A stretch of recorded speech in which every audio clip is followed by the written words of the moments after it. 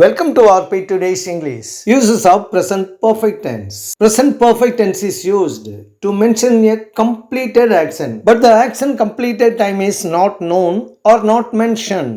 முடிந்து போன ஒரு நிகழ்வின் நேரம் தெரியாமல் இருந்தாலோ அல்லது குறிப்பிடப்படாமல் இருந்தாலோ அதை குறிப்பிட present perfect tense பயன்படுத்தப்படுகிறது.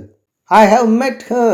நான் அவளை சந்தித்திருக்கிறேன். இந்த வாக்கியத்தில் நான் அவளை சந்தித்த நேரத்தையோ அல்லது நாளையோ குறிப்பிடவில்லை. ஆகையால் present perfect tense-ஐ நாம் பயன்படுத்தியிருக்கிறோம். ஆனால் நான் அவளை சந்தித்த நேரத்தையோ அல்லது நாளையோ குறிப்பிட்டிருந்தால் present perfect பயன்படுத்தக்கூடாது. அதற்கு பதில் simple past tense தான் பயன்படுத்த வேண்டும். எடுத்துக்காட்டாக I met her yesterday. நான் நேற்று அவளை சந்தித்தேன். I have visited Madurai twice. நான் 2 முறை மதுரைக்கு சென்றிருக்கிறேன்.